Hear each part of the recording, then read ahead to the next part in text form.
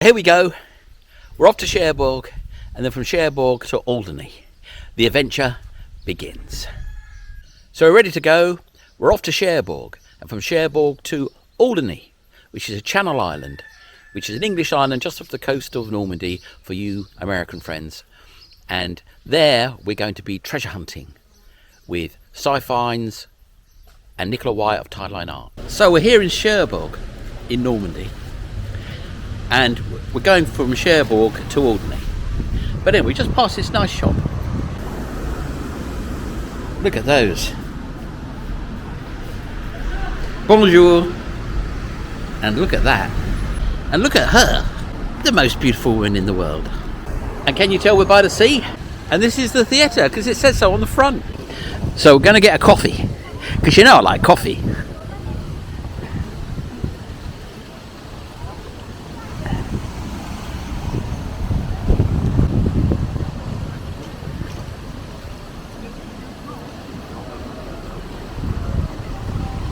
And down there is the port.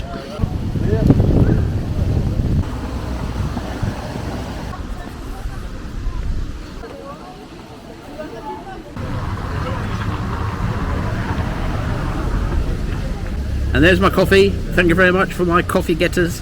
I really appreciate it. It's what keeps me going, keeps me videoing my coffee. And of course, sometimes one of these. So I want to tell you a story, because to get to Alderney I'd have to get from Monaco to Paris to London to Southampton to Guernsey and then finally to Alderney.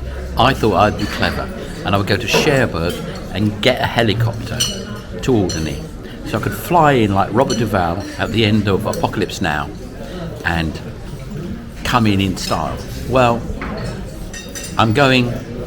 was going by helicopter to Alderney tomorrow morning at 10:30, and about an hour ago I got a message saying there's going to be fog and rain and the helicopter is cancelled. We'll send you your money back. Quite a lot of money. But anyway, how am I going to get from Cherbourg to Alderney?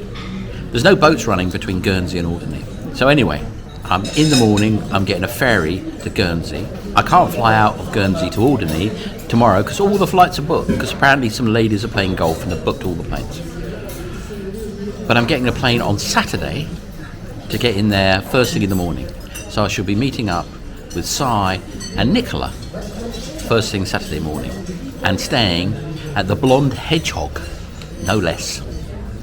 So anyway, life and life switch patterns, they're here to please. Anyway, I'm in this rather lovely restaurant called Pilly. Anyway, it's very lovely and I recommend it. Anyone coming to Cherbourg, and it overlooks the harbour. Let me show you. And there you go.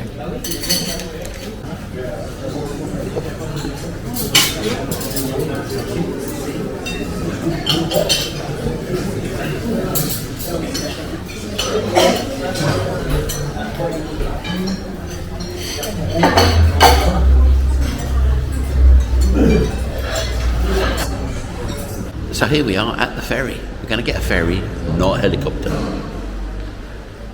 We're going to Jersey, rather going in a day. We're going to stay overnight in Jersey and then get the flight to Alderney, all 3.5 seconds of it. So anyway, I made it through and I'm charging myself, my phone and my watch. This is delete. Anyway, yes, this is where it is, and that is the boat.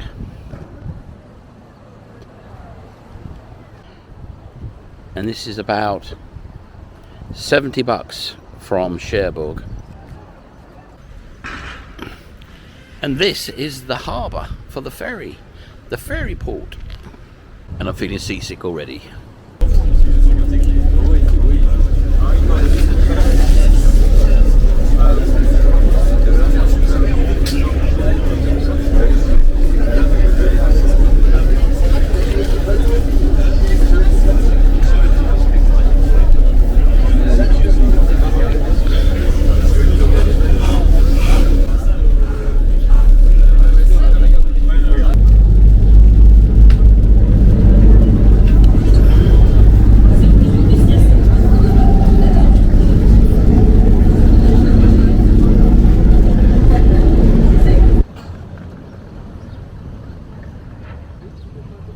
So here we are, a perfect English breakfast on the island of Guernsey.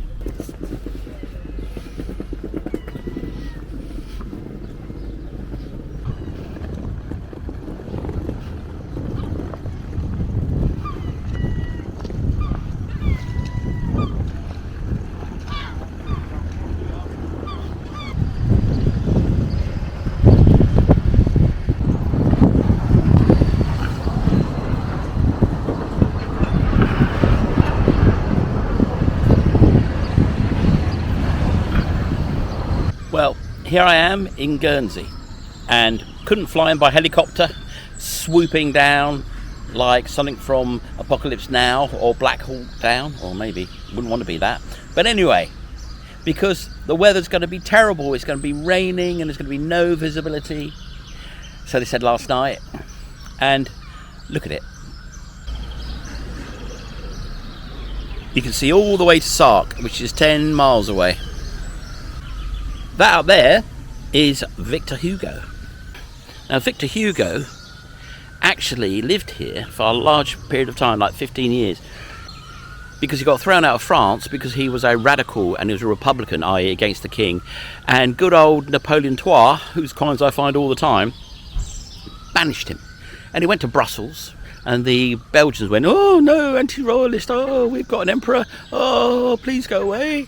So he went to London, and then I suppose he didn't think much of that, and he came to Guernsey, where he stayed because he found out there was a law that said if you owned a house here, they couldn't extradite you. And this is his monument. Now, this is the back end of it. So I'm going to walk around. Now, this is my magic button that makes it go up and down and pan and scan and all that good stuff. So I'm going to go around it and give you a look at Victor Hugo in all his majestic monumentalism. Now I can't see whether you can read that through my viewfinder, because it's tiny. But anyway, there's the man, Mr. Miserable himself.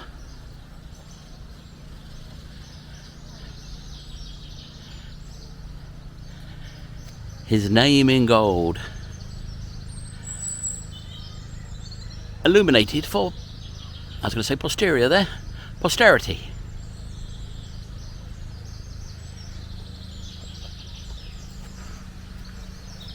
Wow, this camera's good. I'm wobbling around and I think you saw it's quite stable. Anyway, here we are, Guernsey, Victor Hugo, and a pretty park, lovely weather, no helicopter. Never mind, eh? Now I've just glued a new lens on the Pocket 2, which comes with the kit, which is really good because you put that in your pocket and everyone looks at you and goes, "What is that thing?" It looks like the sonic screwdriver from Doctor Who or something out of Star Trek or whatever. But anyway, you can put a little lens on it with a magnet, and I don't know what it does because I didn't read the manual. Who does? And so I just thought I'll put it on and take a shot and see what it does. Let's go around and see what it looks like looking the other way.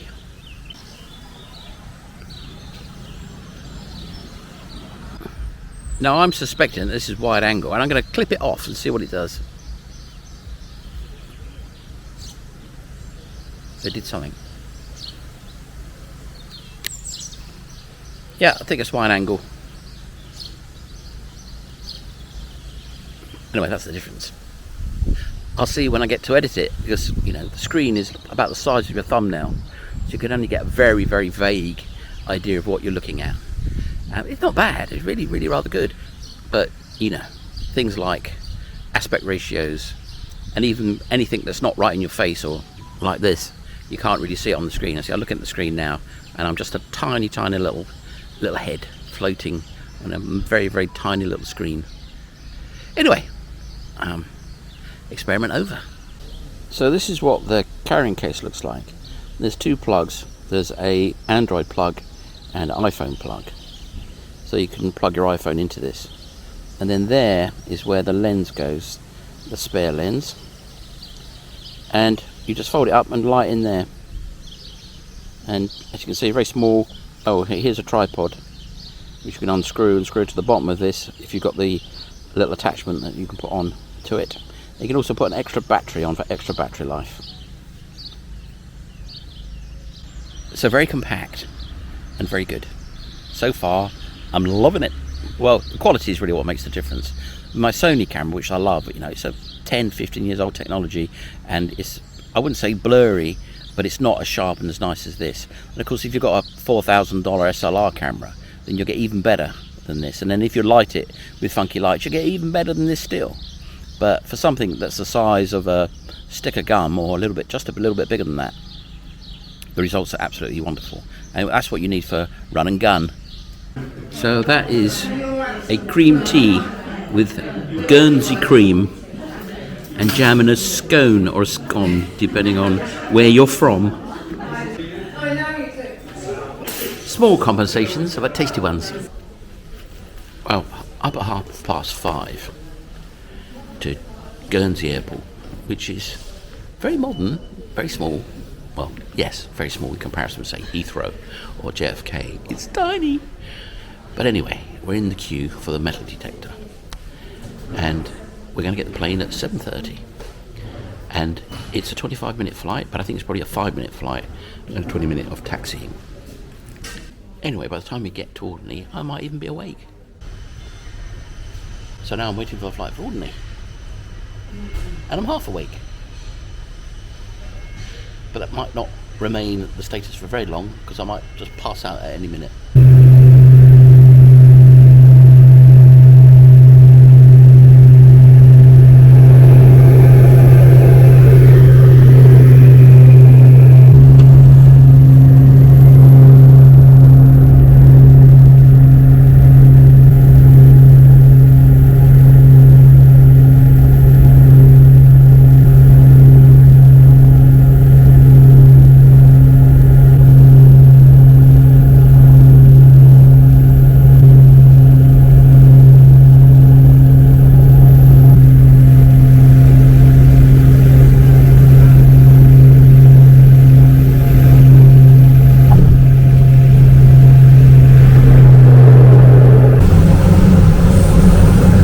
So here I am in a field in Alderney after the epic journey that didn't involve a helicopter, and I'm here with the one and only. You can do yays now. Hello, all right, mud lovers. Hello. How are we doing? Yeah, can't wait to get out on these fields. Never been detected, apparently. Never been detected. So that's what they all say, but you know, I'm sure we'll get some mud. The king and the queen of mudlarking, Nicola and Sifinds. I always call him Sci-Fi, but it's Sifinds. I don't know what's wrong with me. But anyway, and you know me, I'm on the other side of the camera, Chill Bill, the grandfather of mudlarking.